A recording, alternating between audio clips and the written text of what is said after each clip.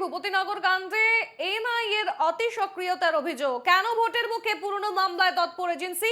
দিল্লির ফুল বেঞ্চের সামনে নালিশ জ্বালাতে তৃণমূলের 10 সদস্যের প্রতিনিধি দল। ভূপতিনগর কাণ্ডে এনআইএর অতি সক্রিয়তার অভিযোগ। ভোটের মুখে পুরনো মামলায় তৎপর এজেন্সি কেন?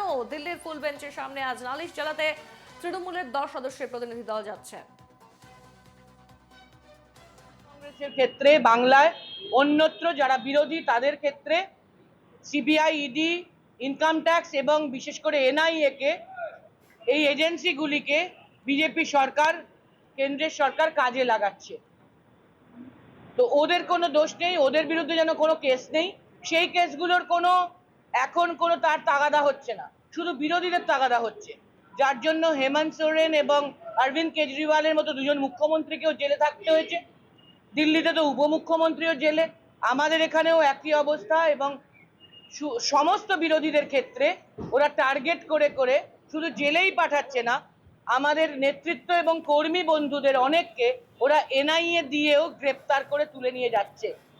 বহুদিন আগে, ধরুন 22 সালের কেস পূর্ব মেদিনীপুরের, ঠিক 24 সালে ভোটের আগে মনে পড়লো এনআইএর যে গ্রেপ্তার করতে হবে। এটা কখনোই এথিক্স তো বাদ দিন, আইনও হতে পারে না। এটা পুরো বেআইনি এবং অন্যায়, যেটা হচ্ছে সেটা অন্যায়। বিস্তারিত জানবো, টেলিফোন লাইনে রয়েছেন আমাদের প্রতিনিধি রণজয় মুখোপাধ্যায়। রণজয়, এবার ভূপতিনগর কাণ্ডে এনআইএর অতি সক্রিয়তার অভিযোগ উঠছে যে কেন ভোটের মুখেই পুরনো মামলায় তৎপর হচ্ছে এজেন্সি, এবং দিল্লির ফুল বেঞ্চের সামনেই আজ নালিশ জানাতে যাচ্ছে তৃণমূলের 10 সদস্যের প্রতিনিধি দল। স্বর্ণালী, দেখো যে এনআইএ এর সঙ্গে বিজেপির যে সম্পর্ক এবং যে কনস্পিরেসি, সেটা নিয়ে এই মুহূর্তে রাজ্য রাজনীতি বিরাট ভাবে সংবেদনশীল। এবং তুমি জানো যে গতকাল এনআইএ এর সঙ্গে বিজেপির যে কনস্পিরেসির অভিযোগ এবং জিতেন্দ্র তেওয়ারির সঙ্গে এনআইএ এর এসপির যে যোগাযোগ, তার বাড়িতে গিয়ে সেইটা নিয়ে বিস্ফোরক অভিযোগ এনেছে শাসক দল তৃণমূল কংগ্রেস। এবং সেই জায়গা থেকে আজকে সরাসরি দিল্লির নির্বাচন সদনে ইলেকশন কমিশন অফ ইন্ডিয়ার দপ্তরে যাচ্ছে শাসক দল তৃণমূল কংগ্রেসের প্রতিনিধি দল।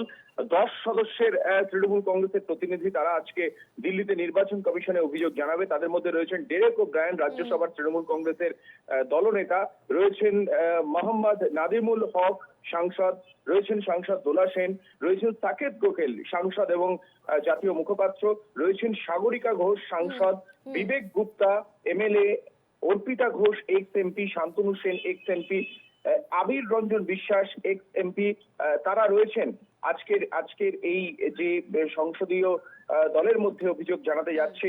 এবং সেই সঙ্গে তৃণমূল ছাত্র পরিষদের সুদীপ রাহা, তারা রয়েছেন আজকে এই 10 সদস্যের প্রতিনিধি দল। তারা আজকে দিল্লিতে যাবেন বিকেল 4টের সময় নির্বাচন সদনে তারা গিয়ে পৌঁছবেন এবং সেখানে তারা অভিযোগ আনবেন, অভিযোগ জানাবেন যে এর কথা বলা হচ্ছে, বিজেপির সঙ্গে এনআইএর যে যোগের কথা বলা হচ্ছে এবং ভূপতিনগরে তৃণমূল কংগ্রেসের দুজন ব্লক লেভেলের নেতাকে গ্রেফতার করা হয়েছে। রাতের অন্ধকারে, গভীর রাতে তাদের বাড়িতে গিয়ে হামলা চালানো হয়েছে বলে অভিযোগ।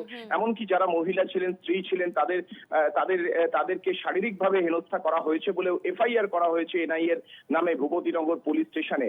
কার্যত তুমি বুঝতেই পারছো যে তৃণমূল কংগ্রেসের কর্মীদের যেভাবে গ্রেফতার করা হচ্ছে এবং কেন্দ্রীয় তদন্তকারী এজেন্সিদের দিয়ে সম্পূর্ণ বিষয়টাই বিজেপির অঙ্গুলি হেলনে কাজ হচ্ছে। একেবারে রণজয়, খবরে নজর থাকবে আমাদের। বিজেপির সঙ্গে এনআইএর যোগ এছাড়াও বিভিন্ন ধরনের অভিযোগ জানাতেই আজ দিল্লিতে যাচ্ছে 10 সদস্যের তৃণমূলের দল।